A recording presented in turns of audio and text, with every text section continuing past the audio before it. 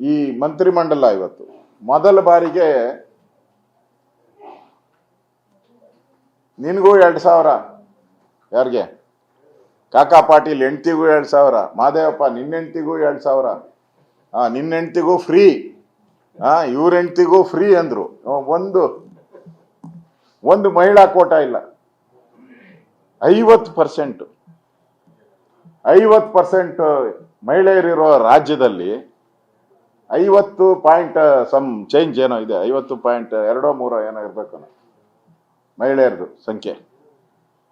ಇಷ್ಟಿರೋದು ಆ ಕಡೆ ಒಬ್ಬ ಮಹಿಳೆ ಕೊಡಕ್ ನಿಮ್ಗೆ ಯೋಗ್ಯತೆ ಇಲ್ಲ ಅಂತ ಹೇಳಿದ್ರೆ ನಿಮ್ಗೆ ಯೋಗ್ಯತೆಗೆ ಏನ್ ಹಾಕ್ಬೇಕು? ಯೋಗ್ಯತೆಗೆ ಅಷ್ಟು ಬೆಂಕಿ ಹಾಕ ಅಂತ ಹೇಳ್ಬೇಕು.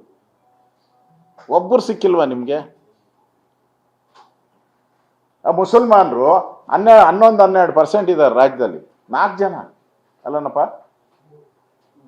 3 ಇನ್ನೊಂದು ಬರ್ತಾ ಇದೆಯಲ್ಲ ಸಭಾಪತಿ. 11% ಇರೋರಿಗೆ 4 ಪೋಸ್ಟು, 50% ಇರೋರಿಗೆ 0 ಪೋಸ್ಟು. ಇದು ರಾಜ್ಯದ ಮಹಿಳೆಯರಿಗೆ ಮಾಡದಂತ ದ್ರೋಹ, ವಂಚನೆ. ಪಾಪ ಗಾಯತ್ರಿ ಶಾಂತ ಗೌಡ್ರು ಪಾಪ ಕಾದ್ಗಂಡು ಎಲ್ಲ ಅವಾಗೆ ಬೈಟ್ ಎಲ್ಲ ಕೊಟ್ಬಿಟ್ಟಿದ್ರು. ಅವರು ಪ್ರೆಸ್ ಮೀಟ್ ಮಾಡಿ ಬೈಟ್ ಎಲ್ಲ ನನ್ಗೆ ಮಂತ್ರಿ ಕೊಟ್ರೆ ನಾನು ಹಂಗ್ ಮಾಡ್ತೀನಿ ಹಿಂಗ್ ಮಾಡ್ತೀನಿ, ನನ್ನ ಭ್ರಷ್ಟಾಚಾರ ರಹಿತ ಮಂತ್ರಿ ಖಾತೆ ಏನೇನೋ ಹೇಳಿದ್ರು. ಪಾಪ ಖಾತೆನೇ ಹೇಳ್ದಂಗೆ ಖ್ಯಾತೆ ತೆಗೆದ್ಬಿಟ್ರು ಕಾಂಗ್ರೆಸ್ ಅವರು.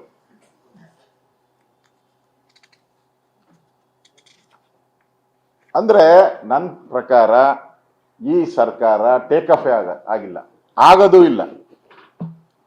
ಇದುವರೆಗೂ ಟೇಕ್ ಆಫ್ ಆಗಿಲ್ಲ ಈ ಸರ್ಕಾರ. ಕೆಲಸ ಮಾಡಕ್ಕೆ ಶುರು ಮಾಡಿಲ್ಲ ಇನ್ನು. ಅದರಲ್ಲಿ ಬರಗಾಲ, ಅದರಲ್ಲಿ ಕಾವೇರಿ ಗಲಾಟೆ, ಟೇಕ್ ಆಫ್ ಆಗಕ್ಕಾಗಿಲ್ಲ.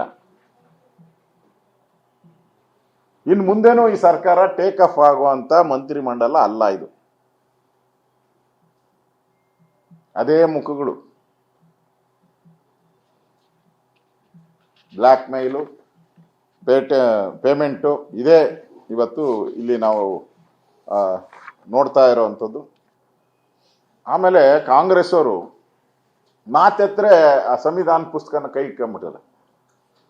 ಸಂವಿಧಾನ ಪುಸ್ತಕ ಕೈ ಹಿಡ್ಕೊಬೇಕಾಗಿರೋರು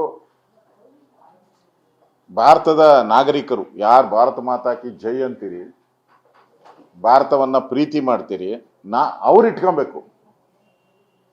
ಈ ಕಾಂಗ್ರೆಸ್ ಅವ್ರು ಎಲ್ಲೋದ್ರೂ ಅದು ಖಾಲಿ ಪುಸ್ತಕ ಇಟ್ಕೊಂಡಿರ್ತಾರೆ ಮೋಸ್ಟ್ಲಿ ಅನ್ಸುತ್ತೆ. ಅದು ಬೈಂಡಿಂಗ್ ಮಾತ್ರ ಮೇಲೆ ಅಂಬೇಡ್ಕರ್ ಇಟ್ಕೊಂಡಿದ್ದಾರೆ ಓಟ್ಗೋಸ್ಕರ, ಒಳಗಡೆ ಎಲ್ಲ ಖಾಲಿ.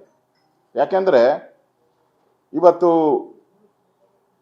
ಕರ್ನಾಟಕದ ಶಾಸಕಾಂಗಕ್ಕೆ ಒಂದು ಮೋಸ ಮಾಡಿದ್ದಾರೆ. ಇವತ್ತು ಶಾಸಕಾಂಗ,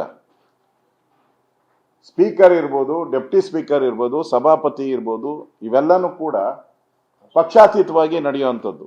ಪಕ್ಷನೇ ಇರಲ್ಲ ಅದಕ್ಕೆ. ಸಂವಿಧಾನದ ಅಧಿಕಾರ ಅದು ಪೋಸ್ಟ್ಗಳದು ಸಂವಿಧಾನದ. ಇವತ್ತು ಕಾಂಗ್ರೆಸ್ ಲೆಟರ್ ಅಲ್ಲಿ ಅದನ್ನೆಲ್ಲ ಪೋಸ್ಟ್ ಮಾಡ್ತಾರೆ ಅಂದ್ರೆ ಇತಿಹಾಸದಲ್ಲಿ ಎಲ್ಲಾದ್ರೂ, ರಾಜ್ಯದ ಇತಿಹಾಸದಲ್ಲಿ ಎಲ್ಲಾದ್ರೂ ಸ್ಪೀಕರು ಮತ್ತು ಸಭಾಪತಿ ಹೆಸರನ್ನ ಕಾಂಗ್ರೆಸ್ ಲೆಟರ್ ಅಲ್ಲಿ ಘೋಷಣೆ ಮಾಡಿರೋದು ಎಲ್ಲಾದ್ರೂ ಇದೆಯಾ? ಆ ಸಂವಿಧಾನನ ಗಾಳಿಗೆ ತೂರಿರುವಂತ ಈ ಕಾಂಗ್ರೆಸ್ ಪಾರ್ಟಿ ಇಡೀ ಶಾಸಕಾಂಗಕ್ಕೆ, ಇಡೀ ಶಾಸಕಾಂಗವನ್ನ, ವಿಧಾನ ಪರಿಷತ್ತನ್ನ ಕಾಂಗ್ರೆಸ್ ಕಚೇರಿ ಮಾಡಕ್ ಕೊಟ್ಟು,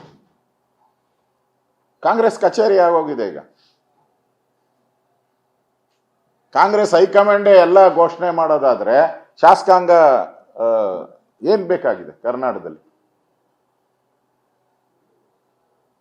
ಅದರಿಂದ ಸಂವಿಧಾನದ ಆಶಯಗಳನ್ನ ಗಾಳಿಗೆ ತೂರಿದ್ದಾರೆ ಇವರು. ದೇಶದ ಮುಂದೆ ಒಂದ್ ರೀತಿ ನಾವೆಲ್ಲ ಕನ್ನಡಿಗರು ಬೆತ್ತಲೆ ಆಗೋ ಪರಿಸ್ಥಿತಿಗೆ ತಂದಿದ್ದಾರೆ ಸಂವಿಧಾನವನ್ನ ಅಗೌರವ ಮಾಡಿ. ಒಂಥರ ಈ ಜಾಬ್ಗೆ ಫಿಲ್ ಮಾಡ್ತಾರಲ್ಲ, ಏನು ಕೆಲಸಕ್ಕೆ ನೌಕರರನ್ನ ಫಿಲ್ ಮಾಡೋ ರೀತಿ ಅಪಾಯಿಂಟ್ಮೆಂಟು ಎಂಪ್ಲಾಯ್ಮೆಂಟ್ ಆಫೀಸಲ್ಲಿ ಇದೆಯಲ್ಲ, ಎಂಪ್ಲಾಯ್ಮೆಂಟ್ ಆಫೀಸ್ ಆಗೋಗ್ಬಿಟ್ಟಿದೆ.